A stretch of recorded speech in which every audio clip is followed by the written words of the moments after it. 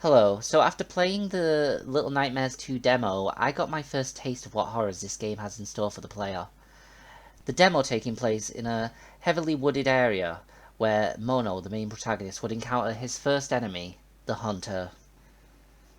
And though I may have finished the ending of the demo, this wasn't the end, no. This is the start of Little Nightmares 2, and with that, questions are inevitable. After all, anyone who's played the first Little Nightmares would understand. When they were walking through the dank, dark dungeon of the Maw, they must have had so many questions, and they must have hungered for answers. And that's the thing with Little Nightmares. The player just cannot help but have this need to feed their own curiosity. Because when I played the first game, I discovered that the game was about escaping the hunger and the greed of those that would go to the Maw to feast. And yet it's ironic, because that's what Little Nightmares does. It leaves the player greedy for more. You want more answers, you want more questions, you want more content. That is why they gave us the DLC, so that we could explore the Maw once more, but from another angle. Okay, enough of me being cryptic and philosophical. Sadly, I can't turn off the British, so you're going to have to put up with me sounding a little bit fancy, but let's get on with today's question. And that is a question that hit me, and the second it did, I just had to make a video about it. Plus, thanks to this question, it got me thinking, which is, I'll be honest, it's usually hard for me. Listen, if you get to know me, you'll understand exactly why my name is Derpy Bay. But this question led to me having a revelation about something that's been bothering me in the demo. And I think it's only going to cause more theories to spiral down this crazy rabbit hole of a game. So, with all that being said, let's get started, shall we? With the question of who is the Hunter? Who are his family? And what happened to them to give them such a terrible fate? I think the evidence is clear as day, especially when you look into the demo. So let's review the evidence, and hopefully everything will begin to make sense. During the Little Nightmares 2 demo, our hero finds himself waking up in front of a television, having been spat out in some godforsaken forest. It's gloomy, it's dreadful, and it kind of looks like the woods outside my house, not gonna lie. It's only when Mono comes to a cliff that he discovers some kind of rotting, fleshy, bile-like substance. It's infested with flies. Wherever it was, it's now the first sign of death in these woods.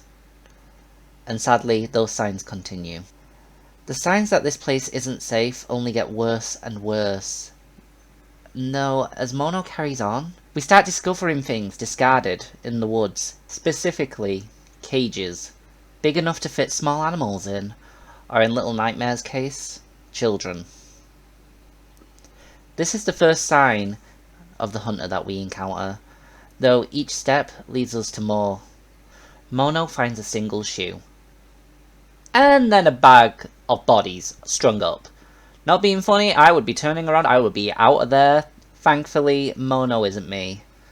Because, let's face it, I've checked, I would never wear a bag like that on my head. It's obvious by all these signs that Momo isn't alone in these woods, and it should become obvious to the player that they're not dealing with someone who is fresh to the forest. No, the person who's doing this knows this place. They're even using the environment to hide their traps fairly well. And no, I'm not just making up an excuse because I fell for a trap. And may have fallen for another trap and got killed by a bear trap. And now I'm going to stop saying the word trap. After I managed to traverse these woods flawlessly, Mono finds a cabin. What looks to be someone's home, at least. And after a little bit of climbing and breaking and entering, Mono now finds himself in a kitchen, and I'll tell you what, it has not been cleaned in years. There is not enough bleach in the entire Little Nightmares world to clean this mess up. Plus, the food on the table I wouldn't feed to a dog, let alone a person, and given Little Nightmares' history, pretty sure the food is a person. As we progress through the house, we meet a new companion, although to some she may be familiar. One who we can only assume has been held captive in this home by the deranged owner for a while now due to the walls. One must admit this is an oddity. Everyone Mono has came across so far has been dead. So why is this girl not a corpse? The girl runs and heads into another area of the house, and we follow. This twisted house of horrors only gets spookier as we come across what I can only assume to be the house's former residence. Dinner is served, and if the food wasn't disgusting enough, well, whatever this poor attempt at a happy family gathering is, and it's enough to send any normal person running for the hills. At first, I thought this was for mere shock value, and I was kind of scared they were going to come alive and eat me, but nevertheless, Mono carries on and ends up meeting with his new companion again, and the two embark for the attic. Now, this happy family reunion is one of the key pieces of evidence to this theory, and hopefully it'll be able to shine a bit more light on the hunter. After solving the puzzle, we meet the last deceased resident of the house, and after making them part ways with the key and their arm, Mono and his companion progress on their way to meet the one responsible for all of this. The hunter. He's cutting up his latest kill, it seems. Right, now let's get down to business. I've summed up all the evidence, and now this'll help explain my theory. Little Nightmares has always been a series where paying attention to the environment can tell the player a lot, especially about its inhabitants. Plus, from what we know so far, it seems the signal tower and the corrupting influence of the signal is responsible for the state of the Little Nightmares world. So, with everything we have seen so far, let us imagine a world without the signal tower. The woods wouldn't be littered with bodies and rotting remains of those unfortunate enough to come across the hunter. In fact, we can only assume Mono would have never found his way to the woods because that television wouldn't have been out there. So now it is time we theorise with what all this evidence means. I'm going to make a hypothesis. Hypothesis? I don't know how to pronounce that word. I'm going to make a hypothesis, and that is that the hunter is related to the family. So let us imagine, but let's try and imagine it in a world without the signal tower. The hunter and his family would be living a happy life. The family dinner would be loud, the food would be fresh, the house would be bright with laughter. It is one of those big happy families, a son, his grandparents, his mother, and the hunter, his father. Now let's get back to the reality of Little Nightmares. This family has met a terrible fate.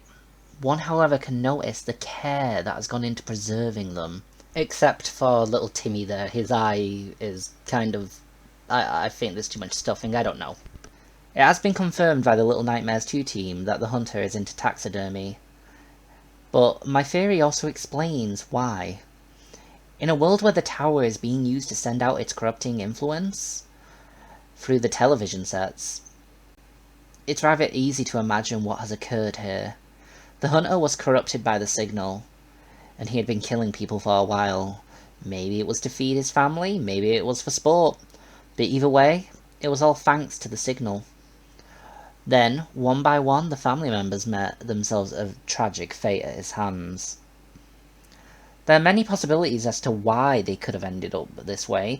Maybe they found out what the hunter was doing, or perhaps in a murderous trance-like state, he didn't realise it, and he accidentally hurt them, resulting in their death. That, or let's take accident out the equation. Maybe it was just to appease the signal. Then, realising what he had done to his family, the hunter, who was still far gone due to the signal's influence, had a moment, a spark, of his former self. What would be the easiest thing for the hunter to do? And that would be to pretend like it never happened. So, what does the hunter do? He dumps the television in the woods.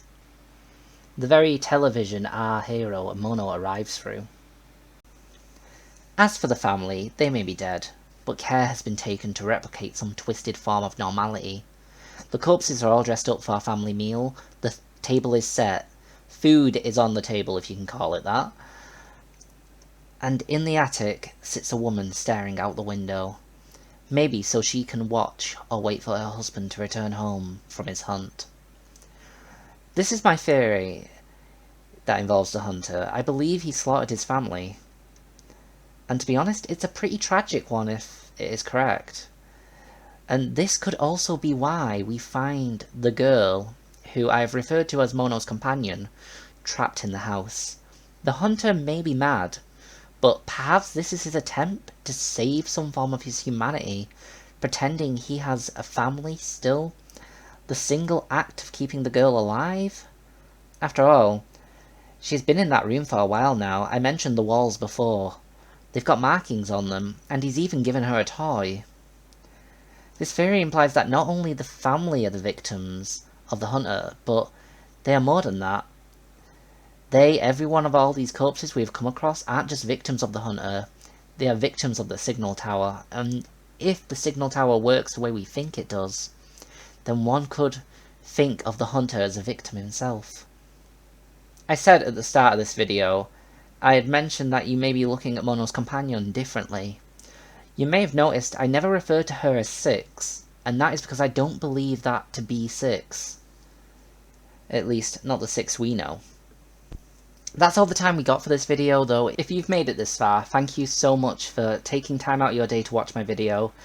If you have had a good time listening to me ramble on with my theory, you can always like the video and share it with other Little Nightmare fans. That'd really help me out. That, or if you've just enjoyed the British accent, you could always drop a sub to the channel. That, or just, I don't know, go watch Downton Abbey or something. Either way, thank you again, and hopefully you guys will check out my next Little Nightmare video, and we'll all be enjoying the game on the 14th.